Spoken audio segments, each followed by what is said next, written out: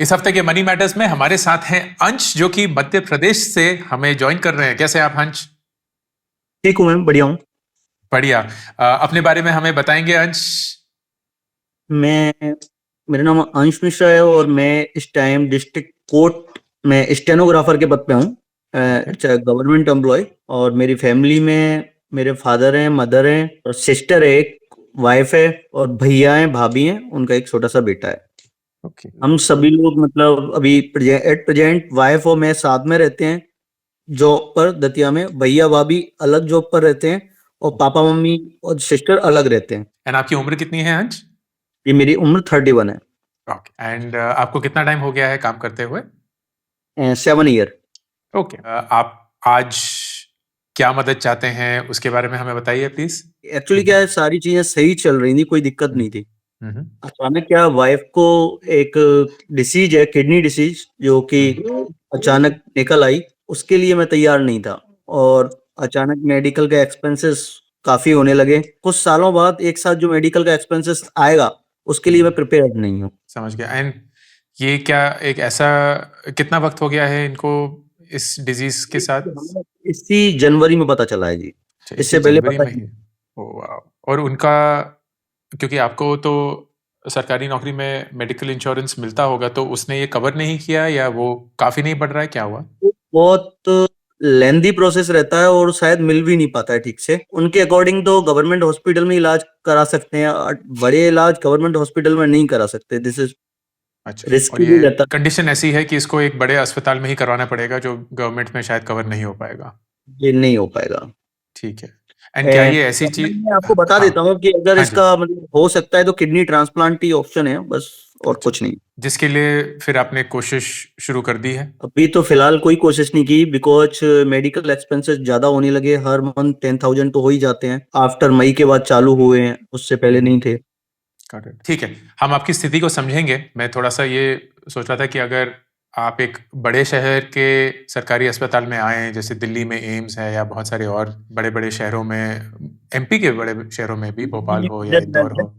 Just अभी wife की delivery हुई थी, सफदरजंग हॉस्पिटल, बड़ा अच्छा। हॉस्पिटल है। हाँ जी। बट मुझे ऐसा पॉजिटिव रिव्यू लगा नहीं उस हॉस्पिटल का। इस वजह से मैंने ये डिसीजन लिया कि मैं वहां नहीं करा समझ गया। सकता। समझ गया। क्या आपके पास अपनी प्राइवेट हेल्थ इंश्योरेंस है?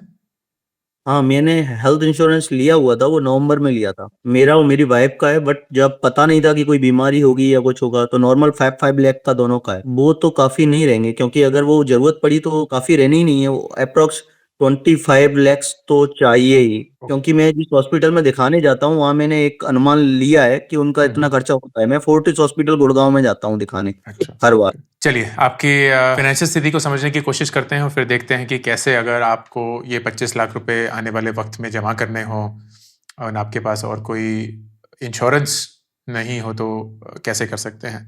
आपकी महीने की कितनी इनकम आती है अंश? जी, 50,000।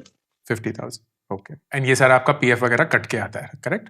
हाँ, ये इन हैंड। ठीक है, तो ये इन हैंड है आपका। और कोई इनकम? नहीं जी, ठीक है, इनकम ओके। कुछ नहीं है। चलिए, आपके खर्चे के बारे में बात करते हैं। लोन वगैरह बाद में कवर करेंगे, अभी सिर्फ रहने खाने पीने का खर्चा जो भी है वो बताइए। रहने खाने पीने का अप्रोक्स 15 से 20,000 हो जाता है। मतलब ठीक है। माता पिता का घर का भी खर्चा उठाना पड़ता है और अपना। ओके। ठीक है, तो 20,000 रुपए में आप वो घर चला लेते हैं। ठीक है, हम 20 मान के चलते हैं, अगर कम में हो जाएगा तो अच्छा ही है। इसके बाद लोन चल रहे हैं कुछ आपके? जी, 2 लोन है, एक होम लोन है, अच्छा। एक पर्सनल ओके। लोन है। होम लोन की ईएमआई कितनी जाती है? होम लोन की ईएमआई जाती है 9,000। और कितनी ईएमआई बच चुकी हैं करीबन? होम लोन जी 30 ईयर का लिया है अप्रोक्स। अच्छा, 30 साल का। और कितना वक्त पहले लिया था? लोन लिया था मैंने 10 लाख, अभी बचा हुआ है 6,87,000। अच्छा, 687 बचा हुआ है। और ये कितने साल पहले लिया था? 2021 जनवरी। और दूसरा लोन बताइए। जी, दूसरा लोन पर्सनल लोन है, जो मैंने अप्रैल 2021 में लिया था। वो अच्छा। 6 लाख का है ओके। और उसका रिमेनिंग अमाउंट है 3,88,000। इसकी कितनी ईएमआई जाती है? इसकी ईएमआई जाती है 12,042 बची हुई इसकी है। 42 बची हुई है, ठीक है। और कुछ? और इसके अलावा तो वो 20,000 में पूरा कवर हो ही गया। ठीक है। एक मेडिकल एक्सपेंसेस है, वो अप्रोक्स 10,000 हो ही जाते हैं। हाँ, वही हर मैं मंथ नेक्स्ट देखने आ रहा जाना हूँ। पड़ता है।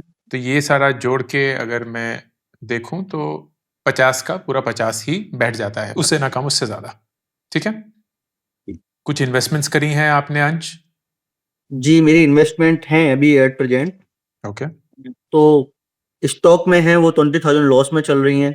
अच्छा, कितनी वैल्यू कितनी है करीब? 75,000 के शेयर थे जो अभी 17,000 लॉस में है, तो अप्रोक्स 52-53 के अप्रोक्स हैं। ठीक है, ओके, और 53,000 के स्टॉक्स। म्यूचुअल फंड जो लिए थे वो 52,000 के लिए थे, अभी वैल्यू उनकी 60,000 है, वो 8,000 प्लस में है। और रिसेंटली 1 लाख मेरे पास अवेलेबल है जो कि मैंने शेयर बेच दिए थे, ठीक वो है, काफी देर से थे तो मैंने वो बेच दिए थे, तो 1 लाख रुपए ठीक अभी मेरे पास है। तो आपके पास कैश पड़ा हुआ है 1 लाख रुपए।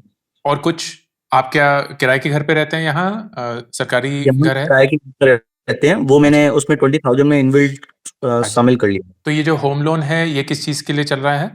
जी, जो माता पिता जिस घर में रहते हैं वो घर अच्छा, बनवाया था, ओके, उसका है वो। उसके लिए, ओके। इस चीज को हम दो पहलू में देखेंगे। सबसे पहले तो आपका इंश्योरेंस, और उसमें मैं 2-3 चीजें आपको बताना चाहूंगा जो शायद आप, क्योंकि हाल ही की बात है, पूरी तरह से कवर नहीं कर पाए होंगे या पूरी तरह से रिसर्च नहीं कर पाए होंगे। अब आपके पास एक इंश्योरेंस है जो कि प्राइवेट है 5 लाख का, एक इंश्योरेंस है जो कि सरकारी है, लेकिन सरकारी अस्पताल में कम से कम आप अभी तो कन्विंस नहीं है कि आपको जाना चाहिए, एंड मान के चलते हैं कि वही आपकी राय रहेगी, तो आप प्राइवेट से ही करवाना चाहते हैं जहां खर्चा अलग ही होगा, जैसे आपने बताया 25 लाख के करीब हो सकता है। सबसे पहली चीज जो आपकी ये सोच है कि इस डिजीज के चलते आपकी वाइफ कवर नहीं होंगी, वो काफी हद तक सही है, क्योंकि अब ये डायग्नोज हो चुका है एंड इसके चलते बहुत लाइक्लीहुड है कि उनका ये खर्चा आएगा।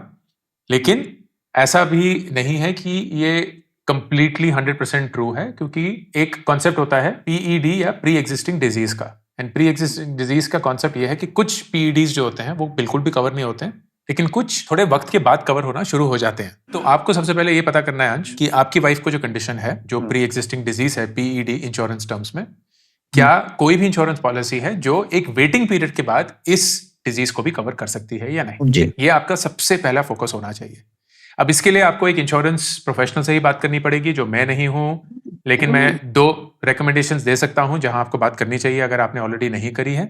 एक, नहीं। और ये स्पॉन्सर्ड नहीं है, मैं सिर्फ इनके साथ काम कर चुका हूं तो मुझे पता है। एक है डिटो इंश्योरेंस। डिटो इंश्योरेंस से आप प्लीज बात करिएगा, वो फ्री ऑफ कॉस्ट कंसल्टेशन दे देते हैं, आप अपना मैंने पूरा उनसे बात कंडीशन की उनके थी, साथ। क्या बोला उन्होंने? तो उन्होंने यही बोला था कि आपके पास जो इंश्योरेंस पॉलिसी है आप उसी को आगे बढ़ाइए, और उसके अलावा और कोई ऑप्शन नहीं है ऐसी, मतलब बीमारी में ये पॉसिबिलिटी 100% की रहती है कि खर्चा होना ही है, तो वो इंश्योरेंस कंपनी कवर नहीं करती है। ठीक है, तो जो आपकी करंट पॉलिसी है, क्या उसको आप टॉप अप कर सकते हैं? उनसे आपने ये पूछा? ये पूछा था तो वो अगर डिसीज मैंने उनको अभी डिस्क्लोज की ही नहीं है, मैंने बताई ही नहीं है उन्हें। हाँ जी, तो उनका ऐसा कहना था कि आप बता दीजिए, बता दोगे तो फिर वो शायद नहीं टॉप अप कर पाएंगे। ठीक है। काफी बार टॉप अप करते हुए वो सवाल नहीं पूछते, तो कम से कम मैंने जब इंश्योरेंस अपना टॉप अप करवाया था, अपने माँ पापा के लिए भी करवाया था, और वो तो सीनियर सिटीजन है तो उनके लिए तो काफी बनता भी था पूछना, लेकिन बहुत सारी इंश्योरेंस कंपनीज नहीं पूछती हैं। मैं ये राय नहीं दे रहा हूँ कि आपको यही करना चाहिए, लेकिन एक बार अगर आप फिर से डिट्टो से पूछें या किसी और प्रोफेशनल से या शायद अपनी इंश्योरेंस कंपनी से ही कि अगर मुझे टॉप अप कराना हो और इस 5 लाख को 50 लाख बनाना हो तो उसके लिए प्रोसेस क्या होगा, इस ढंग से पूछिएगा कि ऑफकोर्स आपको डिस्क्लोज ना करना पड़े कि ये डिजीज है, बट बिल्कुल। ऐसे भी कि आपको अगर कोई भी कंप्लायंस करना हो तो आपको होना चाहिए, क्योंकि अल्टीमेटली ये याद रखना जरूरी है अंश कि जब भी इंश्योरेंस क्लेम आएगा, मैं प्रोफेशनल नहीं हूं तो प्लीज फिर से ये चेक करिएगा, जब भी इंश्योरेंस क्लेम आएगा, चाहे वो 1 साल बाद आए, 2 साल बाद आए, इंश्योरेंस कंपनी क्वाइट लाइकली ये चेक करने की कोशिश करेगी कि ये डिजीज कब डायग्नोस हुआ था। जी, जी, बिल्कुल। एंड अगर ये साबित हो जाएगा कि ये डिजीज आपके टॉपअप से या आपके इंश्योरेंस लेने से पहले डायग्नोस हुआ था, तो उनका जी, पूरा हक बनता है उस क्लेम को रिजेक्ट करना। रिजेक्ट करने का। जी, ठीक है, तो इसीलिए ऐसा संभव है कि टॉपअप लेने के बाद भी आपका क्लेम रिजेक्ट हो जाएगा। इसीलिए मैं चाहता हूं कि आप एक प्रोफेशनल से इन सारे मुद्दों पे बहुत गंभीरता से और बहुत डिटेल में बात करें, जी, क्योंकि बिल्कुल। This is clearly going to impact the future of how your wife and your financial condition will be. तो डिटो इंश्योरेंस एक हो गया। दूसरा एक है बेशक.org। ये 2 ऑर्गेनाइजेशंस को मैं पर्सनली यूज कर चुका हूं, दोनों काफ़ी बढ़िया हैं, काफ़ी अच्छे हैं, अनबायस्ड ओपिनियन देते हैं, किसी कोई ब्रांड को कुछ पुश नहीं करते हैं, कोई प्लान को कोई पुश नहीं करते हैं। तो आप इन दोनों से इंडिपेंडेंट पॉइंट ऑफ व्यू लीजिएगा, ताकि किसी भी तरीके से अगर आपको एक ऐसा इंश्योरेंस मिल पाए जो ये भरपाई कर पाएगा, जब भी वो ज़रूरत पड़े, वो आप करें। अब आते हैं मेन कि आपको इसको कैसे अप्रोच करना चाहिए। मुझे नहीं पता कि एक टाइम पीरियड है जब आपको एग्जैक्टली पता है कि ये खर्चा होने वाला है, या एक फ्यूचर एंटिसिपेशन है कि कभी भी हो सकता है, 1 साल के अंदर, 2 साल के अंदर। डॉक्टर ने मुझे मतलब इतना टाइम मार्जिन तो दे दिया है कि 4 से 5 साल तो आपके पास हैं इजीली। ठीक है। The way that I would do it is कि इन 4-5 सालों में अंश, एक चीज बहुत क्रिटिकल है कि क्योंकि ये एक डिफाइंड खर्चा है जो कि 4-5 सालों में हम मान के चलते हैं आने ही वाला है, आप इस पैसे के साथ बहुत ज्यादा खेल नहीं कर सकते, बहुत ज्यादा रिस्क नहीं ले सकते, बहुत सारा स्टॉक मार्केट में वॉलेटिलिटी में नहीं डाल सकते। थोड़ा बहुत रिस्क चलता है ताकि थोड़ा बहुत ग्रोथ आ जाए, लेकिन ये नहीं है कि इसको किसी स्मॉल कैप में डाल दिया या किसी स्टॉक में डाल दिया जहां पैसा, जैसे कि आपका भी 20,000 रुपये कम हो गया है, हो जाएगा, तो जब वाकई में पैसे की जरूरत होगी तो 25 लाख रुपए जोड़ तो दिए थे, लेकिन वो घट घट के शायद 18 या 20 ही रह गए होंगे, उसका कोई फायदा नहीं है। So you have to be very very certain. And ये कोई भी अगर व्यूअर है जो ना सिर्फ एक ऐसी कंडीशन से गुजर रहा है, लेकिन उन्हें पता है कि 3-4-5 सालों में एक प्लान्ड इन्वेस्टमेंट होने वाली है, तो उसको कभी भी उस ढंग से इन्वेस्ट ना करें जैसे आप एक लॉन्ग टर्म इन्वेस्टमेंट करते हैं जो कि 10-20 साल की हो सकती है। तो 3 से 5 साल का इन्वेस्टमेंट प्लान जो होगा अंश, वो ये होगा, आपको एक रेशियो में अपने पैसे हर महीने पूरी शिद्दत के साथ इन्वेस्ट करने होंगे। ये रेशियो क्या होगा? 50% आप डालेंगे एक डेट म्यूचुअल फंड में, और क्योंकि आपके पास 3-5 साल का एक ड्यूरेशन है, तो आप इसको ऐसे डेट फंड में डाल सकते हैं जो एफडी से काफी अच्छा रेट देगा। तो एफडी का रेट अगर 6-6.5% है, आप चाहेंगे कि अगर 8-8.5% मिल जाएगा बिना रिस्क लिए हुए, दैट इज ऑल्सो ग्रेट। तो इस केस में मैं अगर सर्च करके आपको बताऊं, और ये मैं कॉइन पे जा रहा हूं जो कि ज़ीरोधा का म्यूचुअल फंड प्लेटफॉर्म है, और उसके डेट सेक्शन में डाल रहा हूं, आईसीआईसीआई प्रूडेंशियल का short term fund, this in the last 1 year has given a rate of return of 8.81%, और ये नियरली फिक्स्ड है, एक स्ट्रेट लाइन है। एक ऐसे ही म्यूचुअल फंड में आपको 50% अपना एलोकेट करना होगा। फिर थोड़ा सा रिस्क और लेंगे, 25% एक और डेट म्यूचुअल फंड में डालेंगे, लेकिन ये डेट म्यूचुअल फंड जो होगा, ये एक कॉर्पोरेट बॉन्ड फंड होगा। तो ये यूजुअली जो है ज्यादा अच्छा रिटर्न देते हैं। तो to give you another sense, अगर मैं कॉर्पोरेट बॉन्ड पे ही जाऊं, जो सबसे बड़ा है, मैं सबसे बड़ा ही दिखा रहा हूं कि कौन सा है, एचडीएफसी का कॉर्पोरेट बॉन्ड फंड है, जिसने लास्ट 1 साल में 8.11% दिया है। तो 25% उसमें, और फिर बाकी का 25%, क्योंकि 3 से 5 साल का एक पीरियड है, you can take the bare minimum risk जो स्टॉक मार्केट में ले सकते हैं, निफ्टी 50 का इंडेक्स म्यूचुअल फंड। ये अगर आप इस रेशियो में इन्वेस्ट करेंगे, डेट म्यूचुअल फंड आपको करीब 8% देगा, कॉर्पोरेट बॉन्ड करीब 9% देगा, इंडेक्स म्यूचुअल फंड करीब 12% देगा, तो you will approximately and up at around 10% blended. अब ये 10% ब्लेंडेड आपको इस 25 लाख तक कैसे ले आएगा, तो वो देखते हैं कि कितना आपको हर महीने इन्वेस्ट करना होगा कि आपके पास 5 साल में 25 लाख रुपए। एंड वो नंबर अगर मैं देखूं इज अप्रोक्सीमेटली 30,000 रुपए महीना। 30,000 रुपए महीना अगर आप अगले 5 साल तक एक एसआईपी में इस रेशियो में डालते हैं, और वो आपको ब्लेंडेड 10% का रिटर्न देता है, एंड इस 30,000 रुपए को आप हर साल 5% से बढ़ा पाएंगे, तो 5 साल बाद आपके पास 25 लाख रुपए होंगे जी। अब ये आपकी करंट स्थिति में तो मुमकिन नहीं है, इसीलिए आपको 2-3 और तरीकों से सहारा लेना पड़ेगा। एक सहारा, जैसे मैंने बताया, इंश्योरेंस का 5 लाख का तो है ही, और वो तो आपको अब 3 साल में, और वो प्लीज रिन्यू करिएगा, उसको कभी भी लैप्स मत होने दीजिएगा, कि ताकि 5 लाख का तो वो सहारा रहे ही रहे। नंबर 2, टॉपअप की पूरी कोशिश करें, क्योंकि अभी आपने हाल ही में लिया है, तो ऐसा हो सकता है कि बिना ज्यादा सवाल पूछे हुए आपको टॉपअप मिल सकता है। तो जितना भी आपको 5 मिले, 10 मिले, 20 मिले, क्योंकि टॉपअप्स अक्सर थोड़े से सस्ते होते हैं comparatively to the main policy, तो जितना भी आपको मैक्सिमम टॉपअप मिल सकता है, आप प्लीज उसको लीजिए, क्योंकि वो भी आपको सपोर्ट करेगा। एंड तीसरा, आपका जो महीने का खर्चा है, जिस महीने आपका मेडिकल एक्सपेंस कम हो 10,000 से, या ना हो, या आपके रहने खाने के खर्चे जो 20,000 रुपए के हैं वो थोड़े कम हो, 18 हो, 17 हो, जितना भी पैसा बचे आपको वो एक एसआईपी के रूप में डालना ही होगा। तो आप एक एसआईपी शुरू नहीं कर सकते क्योंकि आपके खर्चे आपके कंट्रोल में नहीं है, लेकिन जब भी महीने के एंड पे जितना भी पैसा बचता है उसको इसी रेशो में 50, 25 और 25 के रेशो में प्लीज इन्वेस्ट करें, ताकि आप कहीं तो इन्वेस्ट करना शुरू करें और ये जमा पूंजी बनती रहे। फाइनल चीज, जब 5 साल बाद जरूरत हो तब तक आपका पर्सनल लोन चुक चुका होगा, आपकी तनख्वाह भी बढ़ चुकी होगी, आपने जो स्टॉक्स म्यूचुअल फंड में इन्वेस्ट किए हैं वो भी होपफुली बढ़ चुके होंगे, जो आपके पास 1 लाख रुपए का कैश अभी है, आपके बैंक में और कितना पैसा है अभी? बैंक में तो आई थिंक 5-10 हजार रुपए होंगे बस। ठीक है, तो इस 1 लाख रुपए को प्लीज अपने इमरजेंसी फंड के तरह रखिएगा। इसको प्लीज खर्च मत करिएगा, इसको कहीं इन्वेस्ट भी मत करिएगा।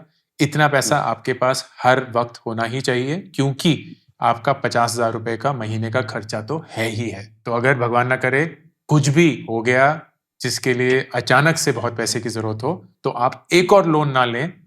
उससे बचने के लिए ये 1 लाख रुपए आपके इमरजेंसी फंड है, इसको आप मत छूइएगा। जी बिल्कुल। और बाकी जितना भी पैसा जब जब आप इन्वेस्ट कर सकें आपको करना होगा। तो मेरी राय, नंबर 1, प्लीज इंश्योरेंस कंपनी से बात करिए, डिट्टो से, बेशक से देखिए कि आपको कहीं भी और कोई इंश्योरेंस प्लान मिल सकता है। अगर नहीं तो करंट वाले को टॉप अप करने की कोशिश करिए, अगर नहीं तो ऑफ कोर्स इंश्योर करिएगा कि आपका करंट वाला लैप्स ना हो। दूसरा, मैं मानता हूं और आपकी कंप्लीट ये डिसीजन है पर्सनल कि आप प्राइवेट से ही ट्रीटमेंट कराना चाहते हैं, लेकिन प्लीज देखिएगा कि अगर कहीं भी और कोई गवर्नमेंट अस्पताल हो जहां आप ये ट्रीटमेंट करा पाएं, क्योंकि आपके पास वो इंश्योरेंस है जो आपको कवर करेगी। तो जो भी आपके पास वक्त है उसको एनालाइज करिए, क्योंकि बहुत सारे सरकारी अस्पताल हैं जो कि स्पेशलाइज्ड हैं, जो कि अच्छी सर्विस देते हैं, एंड ज़रूरी नहीं है कि वो सिर्फ दिल्ली में ही है, वो देश के कोने कोने में फैले हुए हैं। तो जितना आप अपनी इंश्योरेंस पे ही राइड कर सकते हैं, उतना आपको पर्सनली कोई फाइनेंशियल बर्डन नहीं लेना पड़ेगा। और फाइनेंशियल बर्डन जो भी आपके ऊपर आने वाला है उसके लिए जो इन्वेस्टमेंट प्लान है उसमें रिस्क बिल्कुल भी नहीं अंश। 50% short term fund, 25% corporate bond and बाकी का 25% निफ्टी 50, जो कि स्टॉक मार्केट में सिर्फ एकलौता इन्वेस्टमेंट होगा। कोई सवाल इसके लिए? नहीं, फिलहाल सवाल तो नहीं है। हालांकि 7 ईयर्स से एनपीएस में भी पैसा वो जा ही रहा है, मतलब वो सेव हो रहा है। एज अ गवर्नमेंट एम्प्लॉई आपके पास बहुत सारे कुशंस हैं। 7 साल से जैसे आपने बताया एनपीएस जा रहा है, ऑफ कोर्स 5 साल में वो और बढ़ेगा, उसको आप विड्रॉ कर सकते हैं इमरजेंसी के लिए, आपका गवर्नमेंट इंश्योरेंस है। So there are a lot of things that are working in your favour. आपका मेन फोकस होना चाहिए कि अगर ये परिस्थिति आपके सामने है और नॉन नेगोशिएबली आने वाली है, how do you prepare the best, ताकि आप एक ऐसी कंडीशन में अपने आप को ना पाएं जहां you are desperate for money with all the cushion that you already have. मैं आशा करता हूं कि आप इस सिचुएशन से स्ट्रॉन्गर इमर्ज हो। Best wishes to your wife, because she will be of course going through a lot. I hope कि अगले आने वाले साल आप दोनों के लिए, पूरे परिवार के लिए सेफ हो एंड सिक्योर हो। आपके लिए भी। Thank you so much. All the best. Take care Ansh. Bye. Thank you. Bye. I'm super thrilled to announce my new latest project, India Genius Challenge. ये एक नेशनवाइड हंट है भारत के ब्राइटेस्ट यंग स्टूडेंट्स का, aged between 13 to 15 years. एक online round followed by the national finals that will happen in Delhi, जहां सबसे brightest students को मिलेगी 10 लाख रुपए की स्कॉलरशिप। ऑनलाइन राउंड्स में daily, weekly, monthly winners announce होंगे। उनको मिलेंगे iPhones, iPads, PS5s, books, trophies, certificates and a lot more, all leading to the national finals happening in Delhi. Please, अगर आप किसी 13 से 15 साल के बच्चे को जानते हैं, आपके परिवार में कोई है या आप खुद वो हैं, then log on to indiageniuschallenge.com and start playing the challenge.